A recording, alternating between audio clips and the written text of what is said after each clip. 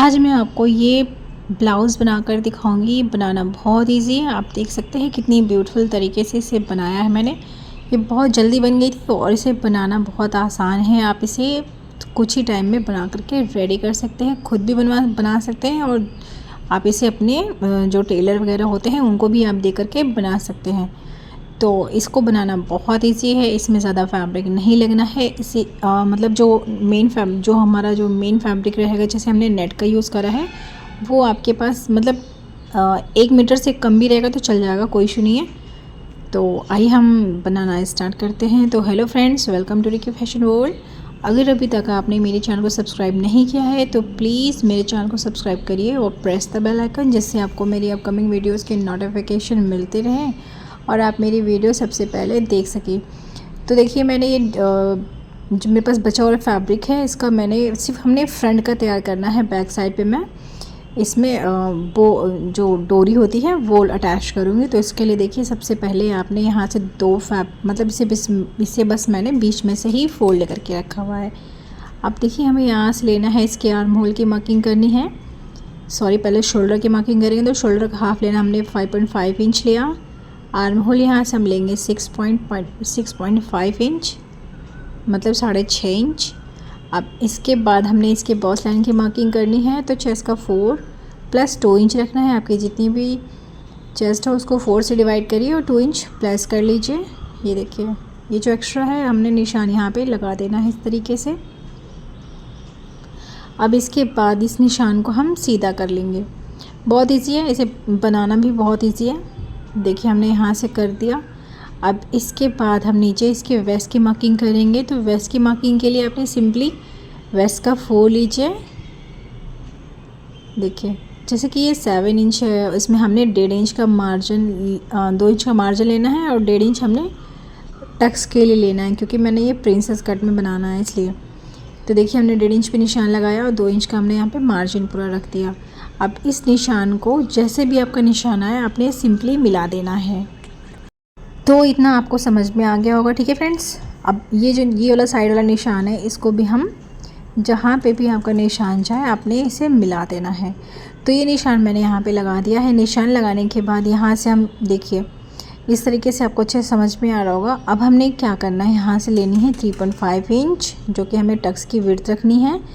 यहाँ से हम देखिए इस तरीके से मेज़र कर लेंगे। आप पहले यहाँ पे नेक ड्रॉ कर लीजिए, आपको जितनी भी नेक चाहिए। तो मैंने 7 इंच ड्रॉ करा है। अब यहाँ से देखिए, हम यहाँ से रखेंगे। अभी मैं सिंपल, इसमें कुछ है नहीं, इसके ऊपर तो कोई यूज़ नहीं है, फिर भी देखिए आपने 2.5 इंच रखना है नेक की विड्थ। अब देखिए, इसमें हम एक बॉक्स बना लेंगे इस तरीके से। देखिए, ये बॉक्स बना लिया मैंने। बॉक्स बनाने के बाद अब हम इसमें देखिए, इसकी यहाँ साइड से हम इसका मिड लेंगे। पहले हम यहाँ से 1 इंच पे ऊपर एक निशान लगा लेते हैं इस तरीके से, और यहाँ पे इस तरीके से हमें मिड लेना है जो शोल्डर है। तो इस तरीके से मिड पे एक निशान मिल जाएगा आपको। अब इसमें आपने शेप देना है। तो देखिए, इस तरीके से हम इसके ऊपर ही शेप देंगे। देख सकते हैं आप, इस तरीके से हमने इसमें शेप दिया है। ये जो डिज़ाइन है वो कुछ इस तरीके से बनकर आएगी। इसको आप अच्छे से फिनिश कर लीजिए कुछ इस तरीके से। ये देखिए, ये हमने कर दिया। यहाँ पे हमने, अगर आप यहाँ पे स्ट्रिप वगैरह अटैच करना चाहें तो कर सकते हैं। तो इतना आपको समझ में आ गया होगा। यहाँ से हमें देखिए शोल्डर टू अपेक्स पॉइंट लेंगे 10 इंच पे, जो कि हमारा टक्स पॉइंट होता है। यहाँ से भी हम 3.5 इंच रख के चेक कर लेंगे। इस तरीके से हो गया। अब इस निशान को हमने सीधा करना है। तो पहले हम यहाँ पे जो हमने टक्स की विड्थ रखी थी वो 1.5 इंच रखी थी, और यहाँ से भी हम 2 इंच रखेंगे स्ट्रेट, और हम इसमें शेप देंगे। तो पहले ये जो निशान है 3.5 वाला, इसको हम सीधा कर लेते हैं। ये देखिए, हमने सीधा कर लिया। सीधा करने के बाद अब हम इसमें शेप देंगे। देखिए, इस वाले शेप को हमने यहाँ पे ले जा कर के मिला देना है। नोक नहीं निकालनी है, आपने इसका ध्यान देना है। अब इसको हम यहाँ पे शोल्डर साइड पे ले जा कर के आर्म होल वाला जो निशान था वहाँ पे ले जा कर के आपने मिला देना है। ये देखिए, सिंपल हो गया। इस तरीके से हमने प्रिंसेस कट की मार्किंग कर ली है। अब देखिए, इस तरीके से मार्क तो कर लिया मैंने। अब हमने ये एक पार्ट रहेगा, ये हमारे 2 पार्ट रहेंगे, क्योंकि दो पीसेस है ना, तो 2 पार्ट हो जाएंगे ये हमारे। अब इसकी हमने कटिंग करनी है। देखिए, बहुत इजी था, आपने इसमें कुछ भी नहीं करना था, सिंपल सी इसकी मार्किंग थी। तो आइए हम इसकी अब कटिंग कर लेते हैं। तो इस तरीके से हमने ये मार्किंग कर ली है। अब जितने भी आउटर मार्क हैं उसकी हमने कटिंग कर लेनी है और एक्स्ट्रा कुछ भी नहीं करना। तो जैसे जैसे निशान है उसके ऊपर ही आपने कटिंग कर लेनी है। देखिए हमने कट कर लिया। अब इस पीस को हम अलग कर लेंगे क्योंकि इसका भी कोई यूज़ नहीं है। अब ये जो हमने अंदर का निशान लगाया है, जो प्रिंसेस कट बनाया था, उसकी हमने देखिए कटिंग कर ली। अब यहाँ से भी जो एक्स्ट्रा फैब्रिक है, जो बीच वाला फैब्रिक है, वो भी हमने कट कर लेना है। देखिए इस तरीके से कटिंग हो चुकी है। अब कटिंग होने के बाद ये कुछ इस तरीके से नज़र आएगा, जैसा कि आप ये देख सकते हैं। ये हमारा एक पीस है और ये जो साइड वाला पीस है ये 2 पीसेस हैं। तो उल्टे सीधे का निशान लगा लीजिए ताकि आपको अच्छे से समझ में आ जाए। तो ये देखिए हमने निशान लगा लिया था और इस तरीके से हमने दोनों फैब्रिक को रख लिया है साइड्स में। अब इसमें देखिए हमें इसका जो हमारा नेट वाला फैब्रिक था उसको हम इसके साथ रख के कटिंग करेंगे। देखिए जो हमारा नेट वाला फैब्रिक है इसके ऊपर हमने अच्छे से बिछा के रखना है। इस तरीके से बिछाने के बाद अब हमने इसको जो है कि पिन अप कर लेंगे। तो ज़्यादा एक्स्ट्रा मार्जिन मत लीजिए, फालतू में कपड़े वेस्ट होते हैं। तो इसलिए आपने सिंपली इसको अच्छे से बिछा लेना है अपने फैब्रिक के अकॉर्डिंग। तो देखिए हमने इसको यहाँ पे बिछा लिया है। बिछाने के बाद इसको हम अच्छे से पिन अप कर लेंगे ताकि जो हमारा फैब्रिक है वो खिसके नहीं। और देखिए इस तरीके से हमने पिन अप कर लेना है। और इस फैब्रिक को लगाते समय आपने ये ध्यान रखना है कि सीधे को सीधे पे रखेंगे, मतलब जो सीधा वाला साइड है वो दोनों फैब्रिक का अंदर साइड को है। तो इसका अपने ध्यान देना है और इसको अच्छे से रखने के बाद एडजस्ट कर लीजिए। एडजस्ट करने के बाद आपने इसकी कटिंग करनी है। तो पहले मैं इसको अच्छे से अपने फैब्रिक के अकॉर्डिंग ही इसे एडजस्ट करूँगी। तो यहाँ पे देखिए हमने इसे अच्छे से एडजस्ट कर लिया है, पिन अप कर लिया मैंने इसकी। अब देखिए मैंने कटिंग करनी है। तो कटिंग के लिए भी आपने सिंपली जहाँ से फैब्रिक है बस उसी पे रख के आपको कट कर लेना है, एक्स्ट्रा फैब्रिक नहीं रखना। देखिए यहाँ से भी हमने कट कर लिया। अब इसी तरीके से ये सारे पीसेस को हम कट कर लेंगे। जो एक्स्ट्रा फैब्रिक रहेगा वो हमने इस तरीके से कट करके अलग कर देना है। यहाँ से भी हमने इसे कट कर लिया। अब देखिए कट हो गया। यहाँ 2 पीसेस हमने यहाँ पे कट कर लिए हैं। कट करने के बाद अब ये जो हमारा ये वाला पीस है, जो फ्रंट वाला पार्ट है, वो हमने कट करना है। तो देखिए अगर आप चाहे तो इसमें अलग से भी लाइनिंग यूज़ कर सकते हैं, लेकिन ज़्यादा आप लाइनिंग यूज़ करेंगे तो ये फैब्रिक जो है बहुत मोटा हो जाएगा। तो सिंपली इसमें मैंने इसी फैब्रिक से ही बना लिया है। ये देखिए ये मेरा क्रेप था तो उसी से मैंने बनाया है। क्रेप के ऊपर मैंने नेट का फैब्रिक यूज़ करा हुआ है, क्योंकि जो हमने ये जो साड़ी बनाई है वो भी हमने नेट से ही बनाई हुई है। तो सेम फैब्रिक मैंने इसमें यूज़ किया है। अब हमने सिलाई करनी है। तो सिलाई के लिए देखिए सिंपली आपने लाइनिंग को लाइनिंग के साथ और मेन फैब्रिक को मेन फैब्रिक के साथ रख के स्टिच करना है। तो मैं आपको एक बारी दिखा देती हूँ। ये हमने इस तरीके से फैब्रिक को पकड़ा और यहाँ पे हम इसे सिलाई कर लेंगे। ये जो सारी सिलाइयाँ हैं वो बाहर साइड को आएंगी, तो इसका आपने विशेष तरीके से ध्यान देना है। यहाँ पे आप दोनों फैब्रिक को बराबर मिलाकर रखिए और इसमें सिलाई लगाते जाइए। अगर आपकी कटिंग सही रहेगी तो आपका जो फैब्रिक है वो एक्स्ट्रा नहीं होगा। अगर मान लीजिए आपका फैब्रिक थोड़ा सा एक्स्ट्रा हो जाता है तो आप चाहे तो एक छोटी सी प्लेट डाल लीजिए, या फिर आप जो एक्स्ट्रा फैब्रिक रहेगा उसे आप कट भी कर सकते हैं। तो मैंने इससे बिल्कुल अच्छे से कटिंग करी थी तो मेरा फैब्रिक एक्स्ट्रा नहीं है। तो देखिए एक साइड पे हमने सिलाई लगा ली। अब सेम ऐसे ही जो नेट वाला फैब्रिक है उसको भी हम ऐसे ही बाहर साइड को ही रख करके सिलाई लगाएंगे। तो यहाँ से हमने मिलाया। इसे मिलाने के बाद आइए हम इसमें सिलाई करके देखते हैं। तो देखिए इसमें भी मैंने सिलाई लगा ली है। इसके ऊपर भी मैं 2 बार इसमें सिलाई लगाऊंगी ताकि ये सिलाई जो है खुले नहीं और जैसे खींच सा जाता है फैब्रिक वैसा नज़र नहीं आए, इसलिए हमने 2 बार इसमें सिलाई कर ली। सिलाई करने के बाद अब सेम ऐसे ही दूसरा वाला जो साइड है उसे भी हम रेडी कर लेंगे। तो रेडी कर लिया मैंने। अब हमने ये सारे पीसेस को स्टिच कर लेना है। तो ऊपर से देखिए हमने इसमें सिलाई लगानी शुरू करी है। अगर आपको इसमें स्ट्रिप लगानी हो तो आप स्ट्रिप पहले ही इसके ऊपर रख करके अंदर साइड को रख के अटैच कर सकते हैं। मैंने बहुत बारी इस तरीके की ब्लाउज़ बनाई है। तो अगर आप समझ में नहीं आए तो प्लीज़ आप मेरी वीडियो को जा करके एक बारी जो प्लेलिस्ट है उसको एक बारी जा करके आप चेक कर सकते हैं किस तरीके से आप स्ट्रिप को अटैच कर सकते हैं।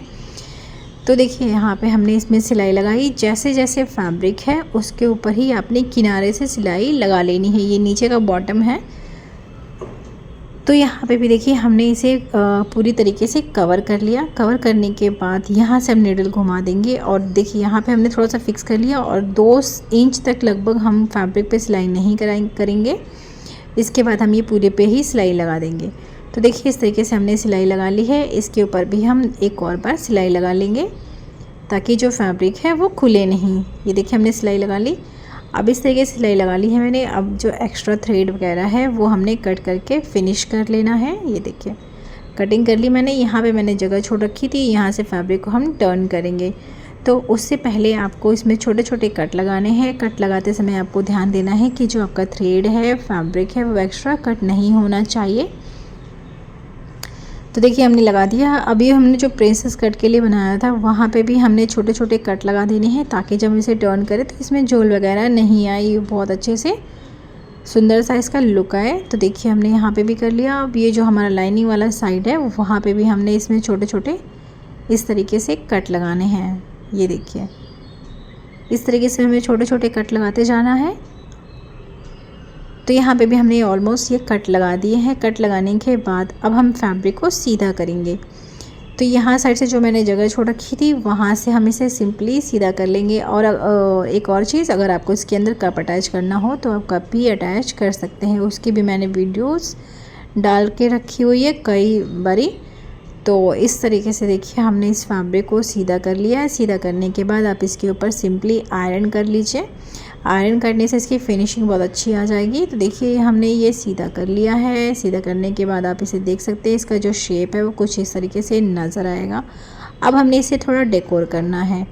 तो डेकोर करने के लिए जो एक्स्ट्रा फैब्रिक बचा है मेरे इसी फैब्रिक का ही, तो इसको देखिए आप इस तरीके से रखिए और इसके अंदर प्लीट्स बना लीजिए। प्लीट्स बनाने से ये बहुत ही प्यारी लगेगी और आजकल बहुत ज़्यादा इस तरीके की प्लीट्स का बहुत ट्रेंड है। तो आप इसे ज़रूर बनाइएगा और ये देखने में भी बहुत डिसेंट सा लुक आता है इसका। आपने सिंपली इस तरीके से फैब्रिक को मोड़ा। आप हाफ इंच, 1 इंच, जिस तरीके से भी आप मोड़ना चाहें बना सकते हैं। तो मैं आपको इसे अभी रफली बना कर दिखा रही हूँ। तो आप इसी तरीके से आपने इसे तैयार करना है। तो देखिए इस तरीके से पिनअप करते जाइए फैब्रिक को।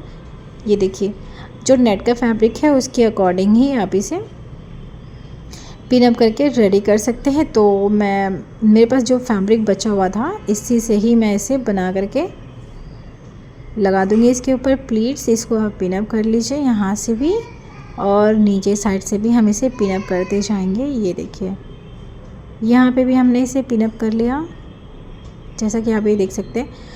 अब जैसे ये पिनअप हम कर लेंगे, पिनअप करने के बाद आपने इस पे के ऊपर सिंपली सिलाई लगानी है।